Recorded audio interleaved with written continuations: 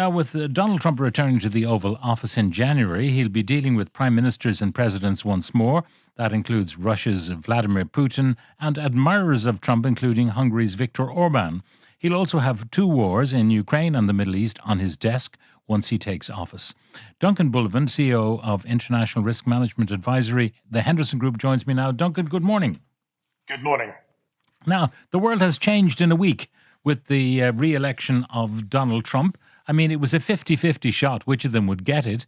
So we can't be too surprised that Trump took the prize.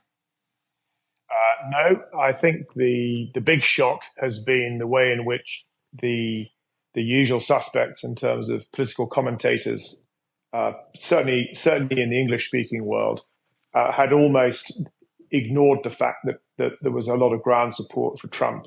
And it's almost, certainly it's a bit like the Brexit situation in the UK, where a lot of people who were close to the pulse of the average voter saw it coming. And I think a lot of people in the States saw it coming, but the commentatory really were taken by surprise. So it shocked a lot of people. And of course, it's changed the course of direction for some of these significant conflicts in the world. Now, even before he was officially declared the winner, Bejamin Netanyahu sent his congratulations from himself and his missus to Trump and his missus. And there's no doubt that this is the outcome that Netanyahu wished for and will prosper militarily under it.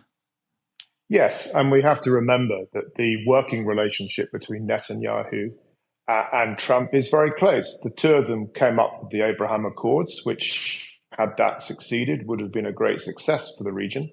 It's slightly on hold at the moment, obviously as a result of the October 7th attacks and the somewhat disproportionate response by the Israeli Defense Force to the ongoing insurgency in both in Lebanon and in Gaza. But whether the Abraham Accords can be put back on track, and whether the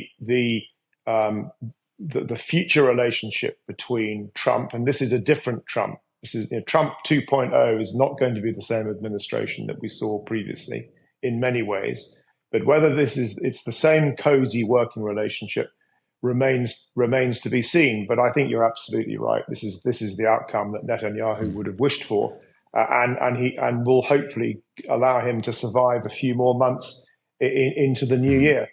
Now, there is an old saying, be careful what you wish for, and it may come to pass for Netanyahu. If you have a Trump 2.0 and he is a more rampant Trump than the other Trump, who was a bit circumscribed by some wise heads in the military who constrained him, I mean, what are the risks for Netanyahu? What are the risks for the region with Trump 2.0? Well, I think, first of all, the stakes are higher.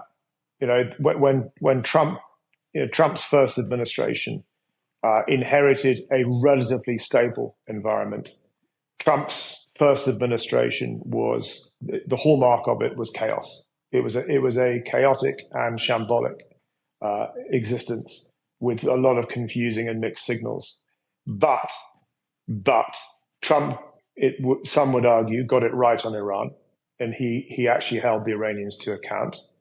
And he put the Iranians in a position where they had no room for maneuver with regard to developing their nuclear capability. And some would argue that the Biden administration took their eye off the ball there. So I think in terms of the region, the Iranians will be taking a breath now and looking at their involvement in the chaos and their involvement in the bloodshed, and that may well be curtailed. Trump has got a good working relationship with the Saudis at every level, from the top to the bottom. And the Saudis are going to become increasingly more important in finding a long-term resolution, or a medium-term resolution, I think we'd be wise to call it. Because at the end of the day, the central plank of the Abraham Accords was to get a normalized relationship between Saudi and Israel, and that needs to get back on track. It's been dislodged for now. So I think that, you know, I don't want to be seen as a cheerleader for the Trump administration. I'm not. But I think that what will happen is a degree of practicality and clearer heads. The Biden administration has been fuzzy, has been weak, and has been tested by Netanyahu. And every time it's been tested, Netanyahu's come out on top. Now, the question of Trump, the peacemaker, this is how he likes to characterize himself. You know, one phone call and I can stop the Ukraine war, this kind of thing. I can stop the fighting in the Middle East in a week. Is it possible, and maybe this is optimistic, that he says to Netanyahu, you better stop this because I need a win. I need a ceasefire. So go to it or you know, face the consequences. Yes, and Netanyahu needs an off-ramp too. I mean, I think, you know, both parties need some form of solution. Of course, the problem for Netanyahu is that once the fighting stops, he's not going to be the guy to build a lasting peace. And it may well be that he sees himself back in court, if not prison. That's the real issue here for Israel and for Netanyahu. This doesn't end well for Netanyahu either way. But if it ends with a credible ceasefire and a longer term plan to build stability in the region, which he can claim credit for or part credit for, that might be sufficient. But I think that looking at it from Trump's point of view, you know, don't forget Israel demonstrated to Iran in the last few weeks that it has the ability to take out significant targets in Iran pretty much as it sees fit. I think the hair trigger now that the Israelis have over the Iranian oil infrastructure, domestic commercial industrial infrastructure, and its nuclear program is the next thing on its target list. And I think that's the drum that both Netanyahu and Trump will be beating. On one hand, that's the hammer, and the anvil is going to be a long-term peace settlement and a return to the Abraham Accords. Now, if Netanyahu was overjoyed with the victory of Trump, Vladimir Zelensky was dismayed, I'm sure, although he did send his congratulations and looking forward to Trump, which many world leaders were doing. And there's no doubt going to be a queue of people making their way to Mar-a-Lago in advance of January to bend the knee, a bit like visiting the court of King Louis XIV in Versailles, bending the knee to the great man.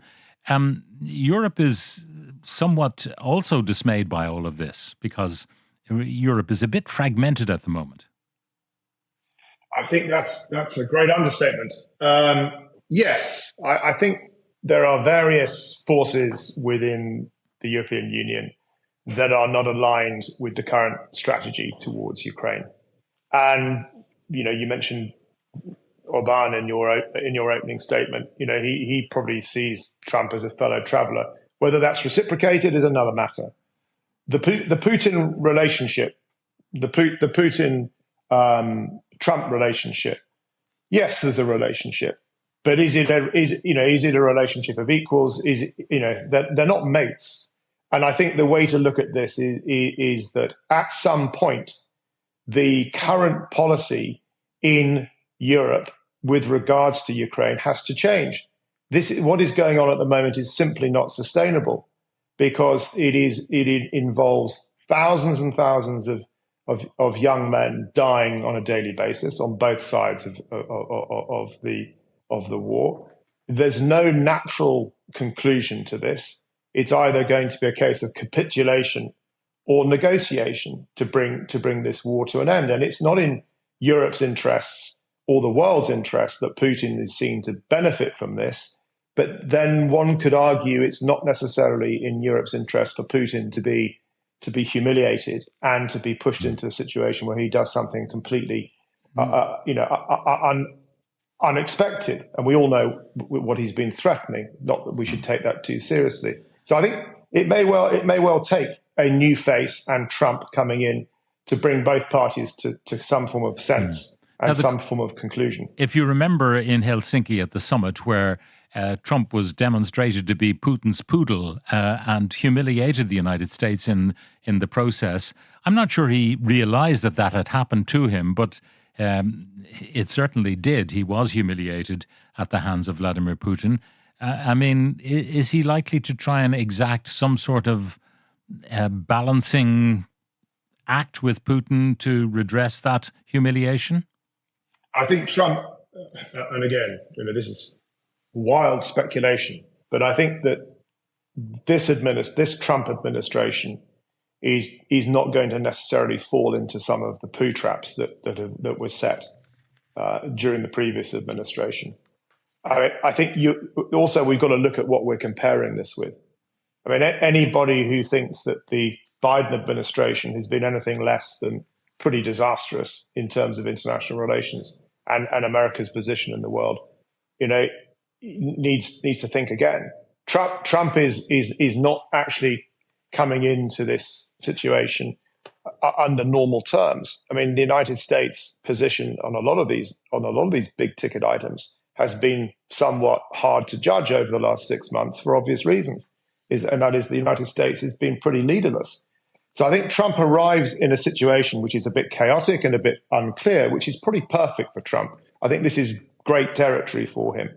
And we hope that the comments that have come out of his, J.D. Vance, his future vice president, and others in the Trump camp, which is don't confuse, election rhetoric with action. We're not going to desert Ukraine, but what we are going to do is make sure that the outcome is beneficial to the United States and that the Ukrainians aren't ripping us off, because it seems that a lot of people are benefiting from an extension to the current conflict, which is a sad fact of life. Yeah, but also and a reality. Huge amounts of armaments being sold by the United States armaments industry, and they won't want any wars, be it in the Middle East or Ukraine, shut down anytime soon. That's the reality of commerce and capitalism.